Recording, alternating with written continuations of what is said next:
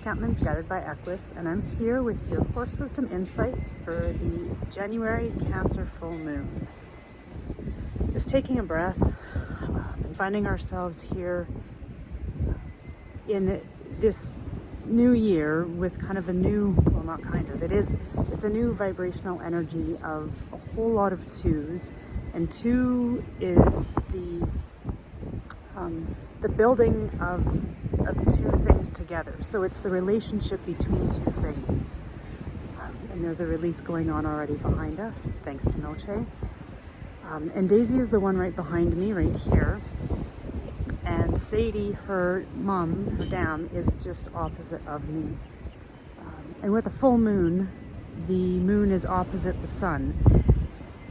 And so the Cancer full moon, this is the Cancer-Capricorn axis. So like the mother, Cancer is the mother, the divine feminine aspect within all of us, within the universe. And Capricorn, where the sun is opposite.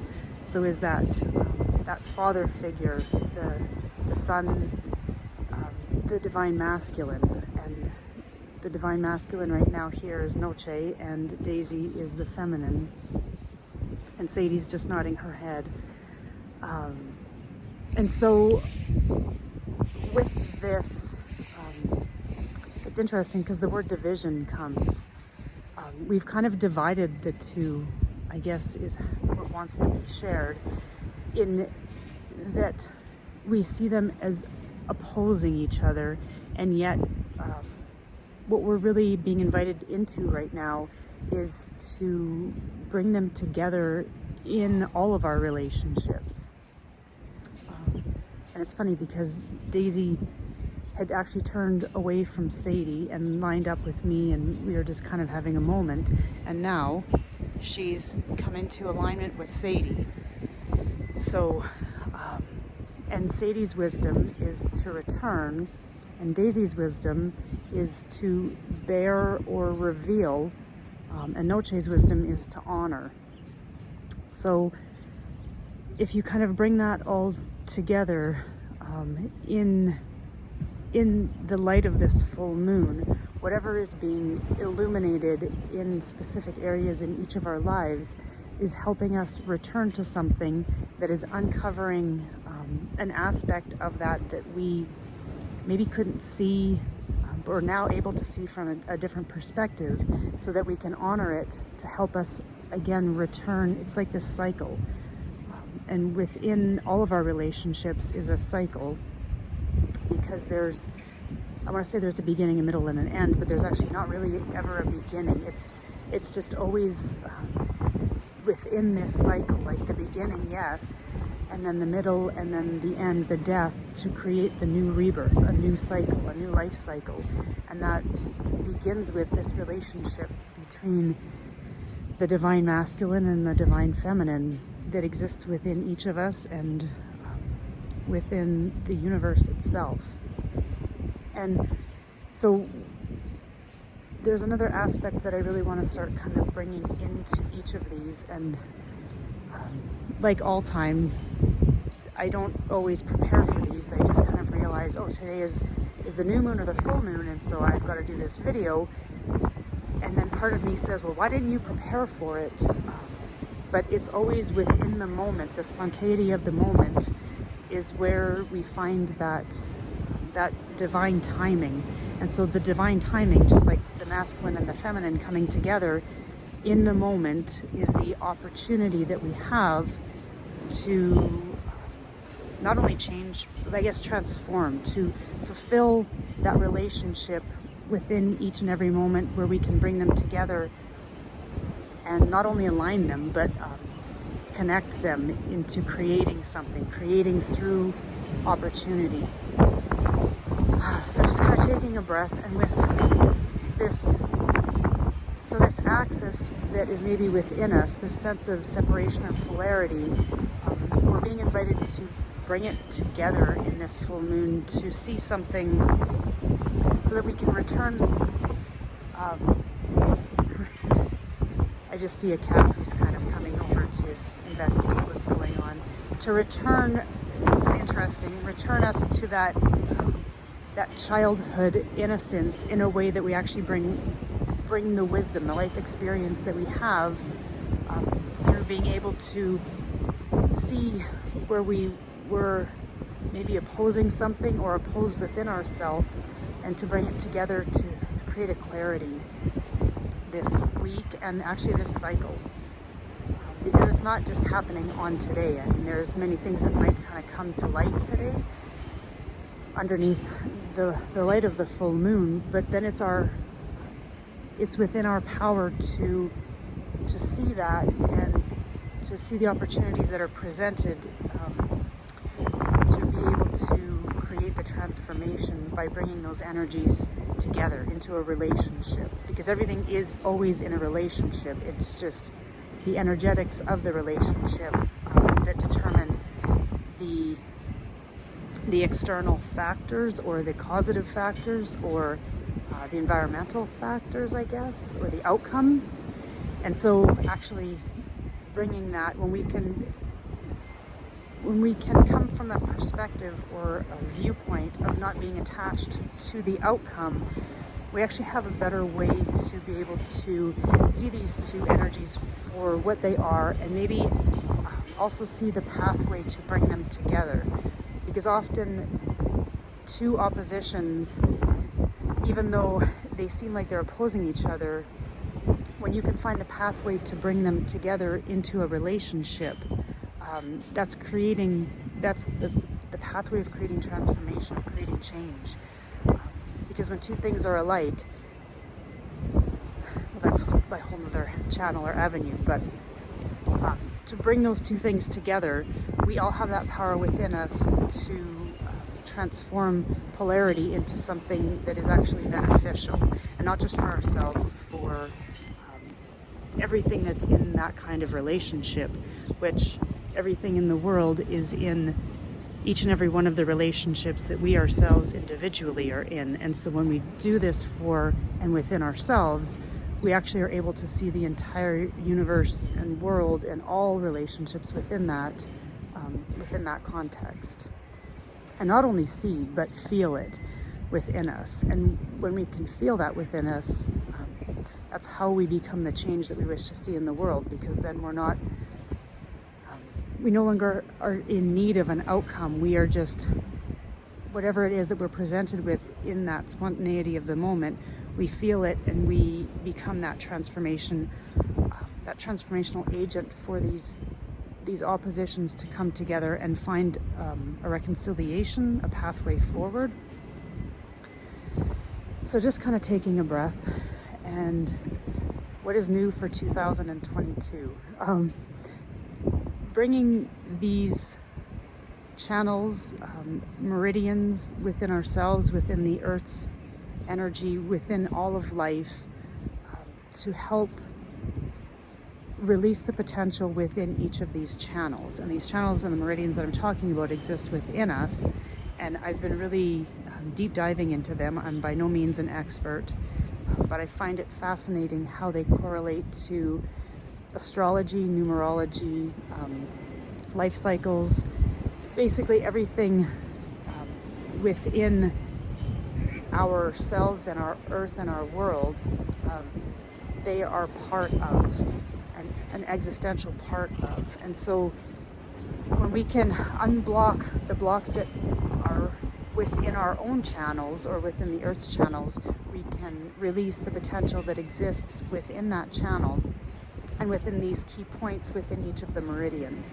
And so with the Cancer full moon, Cancer being the mother archetype and the mother energy, and so this is where I'm just kind of stepping into this, and we'll see how it works. This is in relationship to the conception vessel, which is one of the 8 extraordinary meridians. And the conception vessel is the mother vessel, the vessel of the divine feminine. And so just taking a breath, and Sadie's licking and chewing right now. So just kind of sharing that with you in this space. And so within each of these, and I want to kind of deep dive into this more but I need to still find a pathway for this. But just taking a deep breath, and that channel, again, I'm not 100% with this, but it runs down the midline of the front of each of our bodies, and it runs from the mouth all the way down to the root chakra. And within each of these, this is where if we're holding and going like this and contracting ourselves, I don't know if you could see that right, but we close ourselves off to that. Right, because that, if you think of an animal who is, or even think of yourself as being exposed, that's exposing access to all of your internal organs.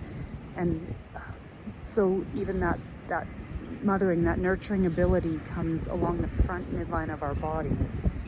And so just closing your eyes and allowing yourself to connect to that flow from the top all the way down to the bottom of your root chakra. And if you notice any points, like I can already feel, and this is no surprise to me, within my solar plexus there's really a tightness and a clenching. So just as you recognize and notice where there's tightness in this channel, to just pause and bring space to it.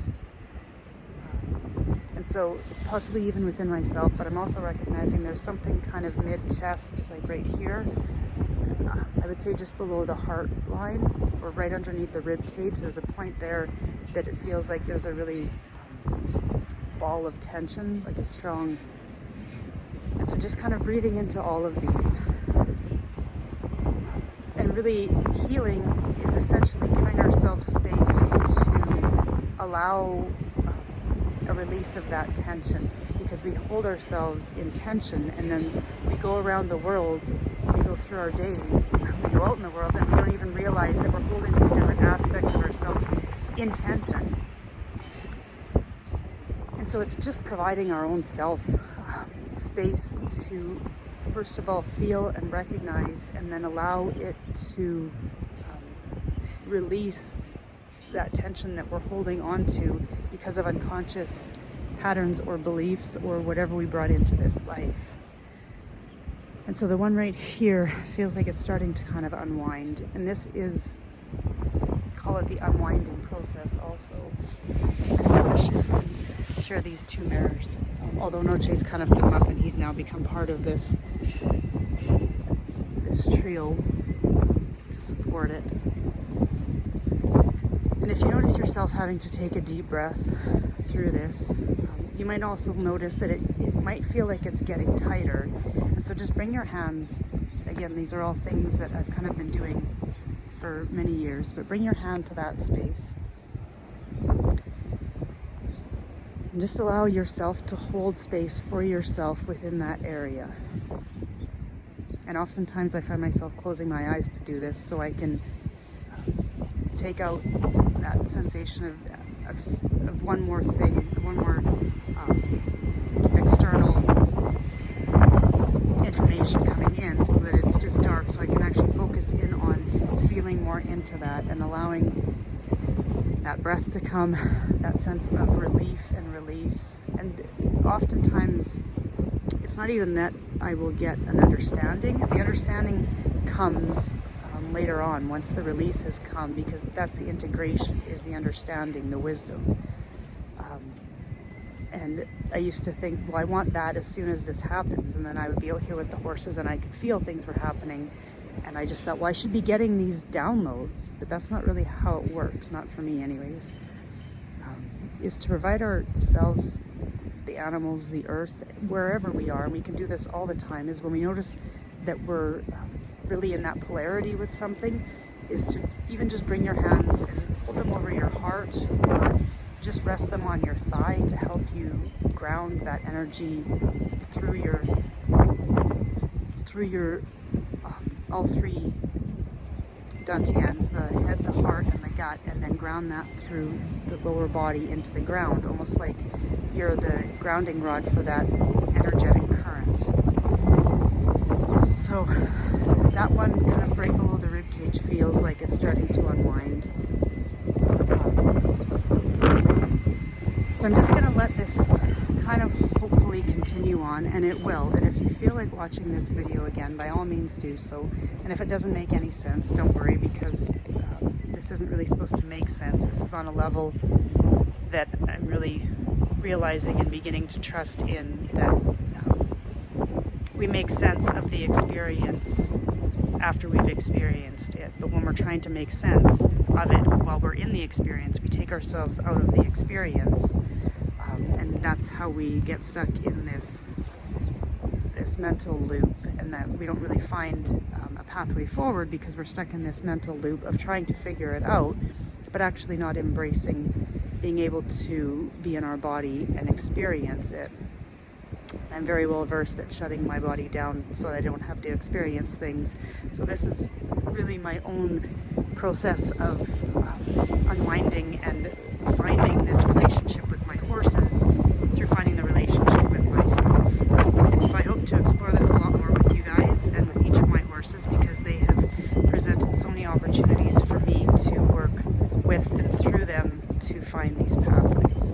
So much love for myself and all of the herd guided by Equus in the light of the Cancer full moon.